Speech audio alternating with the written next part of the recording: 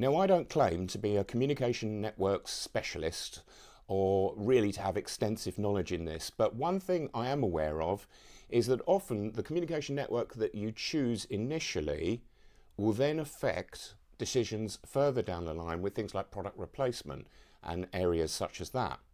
So I'm quite interested to find out what KEB does in terms of network communications. Very pleased to be with Mr. Mark Checkley of KEB. So Mark, network communications, where do KEB sit with this? Historically, on our old Generation 5 products, we had an operator that clicked on the front and it would talk to any of the field buses that were out there. Okay. But it wasn't embedded, you had latency, so you had some issues there. With the new Generation 6, we went with EtherCAT, which was the main field bus that we used for our PLCs and all the I/O. But there's a need that's been seen to talk to other field buses out there. So what we now have on our Generation 6 is software selectable field bus. So out of the box, it's EtherCAT, but just by connecting your laptop up, you can select any of the main 4 real-time field buses. Excellent. So does this reopen options for end users and OEMs? Totally, for both of them. Right. For OEMs, it gives where they've selected one field bus that they've gone for, and they will have just the suppliers that deal with that field bus. Ours is then added to that one, so you can do that on any of the field buses.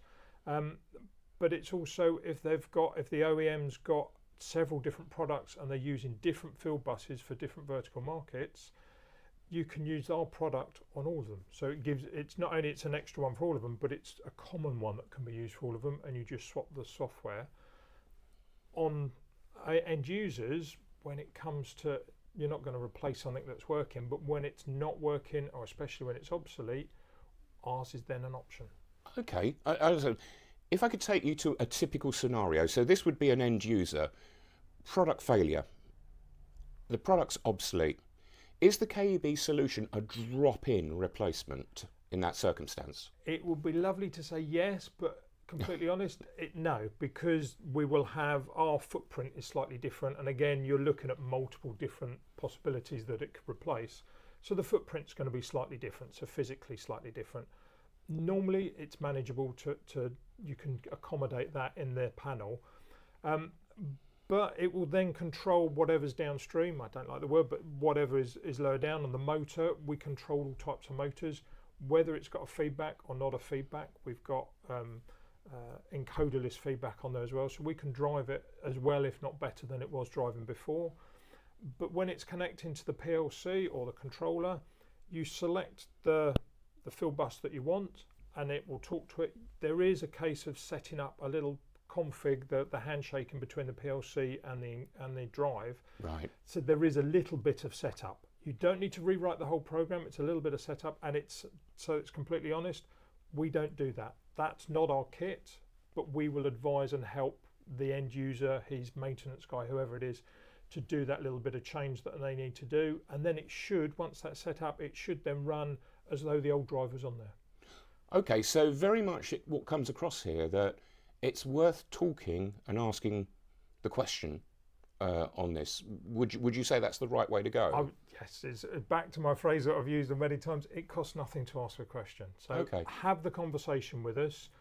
What I always say as well is, if we're discussing it, if we haven't got a product that's right for you, that won't work, we will tell you as quickly as we can, so that you're not wasting our time or your time. We'll say it doesn't work. If there's mileage in talking, we will explain what we can do. So we're advising. We're not pushing it, not hard sell. We'll advise what we can do and help where we best can. Okay. So it's not costing anything.